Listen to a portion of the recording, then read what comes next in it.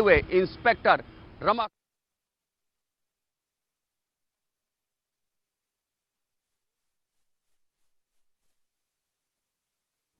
और मातृ मृत्यु दर पर जुड़ा हुआ है। स्वाभाविक रूप से जब हम उत्तर प्रदेश की बात करते हैं कि प्रदेश में जनसंख्या का जो घनत्व है और प्रदेश में सकल जन्म दर देश की तुलना में अगर हम देखें तमाम उपायों के बावजूद भी ये अभी भी काफी ज्यादा है। अगर देश के अंदर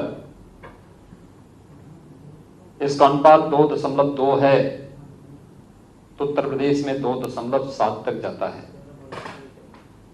इसका प्रभाव शिशु मृत्यु दर पर भी और मातृ मृत्यु दर पर भी स्पष्ट दिखाई देता है। 3 वर्षों में अनेक प्रयास किए गए, लेकिन उन सब प्रयासों के बावजूद इस बात को महसूस किया जाता रहा है कि व्यापक जागरूकता के माध्यम से हम प्रत्येक नागरिक के मन में यह भाव जागृत कर सकें कि जनसंख्या स्थिरीकरण के माध्यम से हम प्रत्येक नागरिक को स्वस्थ और एक सुंदर परिवार की ओर अग्रसर कर सकते हैं। उस व्यापक जागरूकता कार्यक्रम की दृष्टि से आज का यह दिवस अत्यंत महत्वपूर्ण है। कोविड-19 की चुनौतियों के बीच स्वास्थ्य विभाग ने यह कार्यक्रम आयोजित किया है। मैं इसके लिए स्वास्थ्य विभाग को हृदय से धन्यवाद देता हूं और बधाई भी देता हूं। पिछले कुछ समय से अनेक कार्यक्रम प्रारंभ हुए हैं, जिन कार्यक्रमों के माध्यम से हम प्रदेश के अंदर मातृ मृत्यु दर को और शिशु मृत्यु दर को नियंत्रित कर सकते हैं। और इस दिशा से अनेक जो कार्यक्रम केंद्र और प्रदेश सरकार के द्वारा प्रारंभ किए गए हैं, जिसमें जननी सुरक्षा योजना है, जननी शिशु सुरक्षा कार्यक्रम, प्रधानमंत्री सुरक्षित मातृत्व अभियान, प्रधानमंत्री मातृ वंदना योजना, ये सभी व्यापक पैमाने पर संचालित हो रहे हैं। इसके साथ ही हम लोगों ने प्रदेश के अंदर जो कार्यक्रम प्रारंभ किए हैं, उन कार्यक्रमों की श्रृंखला में प्रदेश में शिशु मृत्यु दर को नियंत्रित करने के लिए 1820 newborn care corner, 180 newborn stabilisation unit, 82 sick newborn unit की स्थापना प्रदेश के अंदर हुई है।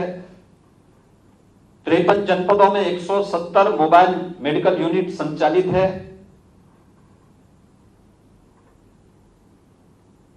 जिनके माध्यम से फरवरी 2020 तक 20,58,000 से अधिक लाभार्थियों को ओपीडी के माध्यम से सेवाएं प्रदान की गई। प्रदेश में गंभीर रोगियों के लिए 250 एडवांस लाइफ सपोर्ट एम्बुलेंस संचालित हैं, जिनमें मई 2020 तक 2,01,000 से अधिक रोगियों को, यानी जो लाइफ सपोर्ट एम्बुलेंसेज हैं, इनका लाभ प्रदान किया गया है। 102 एम्बुलेंस की 2270 यूनिट हमारे पास क्रियाशील हैं। मई 2020 तक 3 करोड़ 85 लाख लाभार्थियों को इस सेवा के माध्यम से लाभान्वित किया गया। 108 एम्बुलेंस की सेवा जो 2200 की संख्या में प्रदेश में है, क्रियाशील हैं। मई 2020 तक 1 करोड़ 48 लाख लाभार्थियों ने इसका लाभ उठाया है। प्रदेश में 242 सामुदायिक स्वास्थ्य केंद्रों पर टेलीमेडिसिन और 321 सामुदायिक केंद्रों पर टेली रेडियोलॉजी सेवाएं भी प्रदेश के अंदर उपलब्ध हैं। यानी इस कार्यक्रम को प्रभावी ढंग से आगे बढ़ाने के लिए प्रदेश सरकार ने जो कदम उठाए हैं, नीति आयोग ने 8 एस्पिरेशनल डिस्ट्रिक्ट बनाए हैं। इसमें मातृ मृत्यु दर और शिशु मृत्यु दर के बारे में प्रत्येक माह इस जनपदों की समीक्षा होती है और उन जनपदों में इसमें कमी लाने के लिए जो प्रयास प्रारंभ हुए हैं उसके बहुत आशातीत परिणाम भी हम सबके सामने देखने को प्राप्त हुए हैं। पूर्वी उत्तर प्रदेश के जो 38 जनपद वेक्टर बॉर्न डिजीज से प्रभावित थे, इंसेफ्लाइटिस से और भी तमाम ऐसी बीमारियां थी जिसकी चपेट में आकर के और समय तमाम नवजात शिशु या फिर बच्चे उसकी चपेट में आकर के और समय कालकल्पित होते थे। व्यापक पैमाने पर जो कार्यक्रम चले उसका परिणाम था कि 90% तक हमने मृत्यु दर को नियंत्रित करने में सफलता प्राप्त की। और आज का दिन इसलिए भी महत्वपूर्ण है, जनसंख्या विश्व जनसंख्या दिवस के साथ ही आज स्वास्थ्य विभाग ने कोविड-19 को प्रभावी अंकुश लगाने के लिए विगत 4 माह से जो कार्यक्रम प्रारंभ किया, उस कार्यक्रम की श्रृंखला में मुझे याद है जब कोविड-19 का पहला केस उत्तर प्रदेश में आया था, तब उत्तर प्रदेश में हमारे पास एक भी लैब नहीं थी जहां पर हम टेस्टिंग कर सके। इसके बाद जब एक प्रक्रिया आगे बढ़ी तो केजीएमयू में जब हम लोगों ने इस क्षमता का विकास किया तो पहले चरण में केवल 60 टेस्ट प्रतिदिन करने की क्षमता का विकास हो पाया। और कल तक के आंकड़े हैं कि उत्तर प्रदेश में 38,000 टेस्ट प्रतिदिन वर्तमान में हो रहे हैं। यानी 38,000 टेस्ट प्रतिदिन करने की क्षमता उत्तर प्रदेश ने भारत सरकार के सहयोग से आदरणीय प्रधानमंत्री जी के मार्गदर्शन में आज क्षमता विकसित की है। और आज मुझे प्रसन्नता है कि जिन 6 कमिश्नरी में हमारे पास कोई टेस्टिंग लैब नहीं थी, उन 6 कमिश्नरी की 7 कमिश्नरी में टेस्टिंग लैब BSL 2 की लैब को आज एक साथ हम उद्घाटन करने जा रहे हैं, जहां पर हम लोग आज से वहां पर टेस्टिंग की क्षमता भी हम लोग विकसित करने में और वहां पे सैंपल लेकर के कोविड-19 की जांच करने की एक सुविधा वहां पर उन मंडलीय चिकित्सालयों में उपलब्ध हो चुकी है।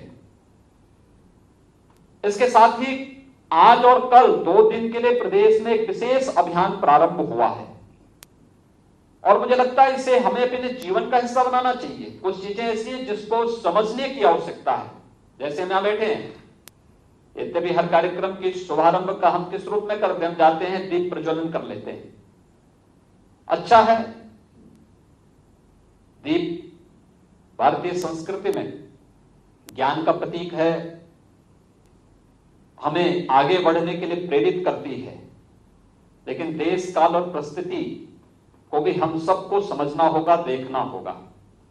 और खासतौर पर कोविड-19 के खतरों से बचाने के लिए इसी सभागार में सामान्य दिनों में जब हम कार्यक्रम करते थे तो 100-100, 150 लोग एक साथ बैठ जाते थे। आज हम सीमित संख्या में लोग बैठते हैं क्योंकि हमें मालूम है कि हमें कोविड के संक्रमण को भी रोकना है, लेकिन साथ साथ अपने कार्यक्रम को भी संचालित करना है। इसलिए सोशल डिस्टेंसिंग का पालन करते हुए हर एक व्यक्ति इसका पालन कर रहा है। उस प्रोटोकॉल को फॉलो करते हुए हम आगे बढ़ रहे हैं। लेकिन हम लोग जब बैठते हैं तो अक्सर इस बात को ध्यान में नहीं देते कि हम दीप प्रज्वलन करेंगे तो सभागार में सेंसर लगे होंगे, पता लगा फायर ब्रिगेड की गाड़ियां दौड़े चली आ रही, हम यहां अंदर बैठे हुए बाहर से पानी की बौछारें अंदर फेंक रहे हैं। और ये छोटी छोटी बातें जिसको ध्यान में रखना होगा कि हम लोगों को वर्तमान में उत्तर प्रदेश कोविड-19 के प्रारंभ होने के बाद किस प्रकार की परिस्थितियों को झेला है और सफलतापूर्वक प्रत्येक चुनौती से हम लोगों ने उसका मुकाबला करते हुए सफलतापूर्वक हम बाहर निकले हैं और प्रदेश की 24 करोड़ जनता को एक सुरक्षित माहौल देने में हमें सफलता प्राप्त हुई। इस समय हमारे सामने एक नया चैलेंज है और वह चैलेंज है एक तरफ कोविड-19 के संक्रमण को रोकना, दूसरा बरसात के अत्यधिक बरसात को देखते हुए जितनी भी विषाणु जनित बीमारियां, संचारी रोग हैं, इन सभी प्रकार के संचारी रोगों को भी प्रभावी ढंग से इसकी भी रोकथाम करना और इसकी रोकथाम करने की ही जिससे हम लोगों ने आज सेकंड सैटरडे और संडे दोनों को उपयोग हमने किया क्योंकि सरकारी कार्यालय ज्यादातर बंद होते हैं और ज्यादातर बंदी के दौरान हम लोग इस बात को ध्यान में रख करके कि कार्यालय बंद रहेंगे, सभी लोग घर में रहेंगे। अगर हम 2 दिनों के लिए अपने व्यापारिक प्रतिष्ठानों को भी बंद करके लोगों को घर में रखेंगे और स्वच्छता, सैनिटाइजेशन और फॉगिंग का एक विशेष अभियान प्रदेश के अंदर चला लें। दूसरा, सर्विलांस टीम के गठन के माध्यम से मेडिकल स्क्रीनिंग की व्यापक व्यवस्था, रैपिड टेस्ट के माध्यम से प्रत्येक सस्पेक्टेड केस की जांच करना और फिर कोविड हॉस्पिटल में उनकी व्यवस्था की गई है, वहां पर उन्हें यह व्यवस्था हम दे सकेंगे तो काफी हद तक मृत्यु दर को नियंत्रित करने में हमें सफलता प्राप्त हो सकती है। और मैं धन्यवाद दूंगा कि सभी संबंधित विभागों ने, ग्राम्य विकास और पंचायती राज ने, नगर विकास ने, स्वास्थ्य और चिकित्सा शिक्षा ने, अन्य सभी संबंधित विभागों ने इस पूरी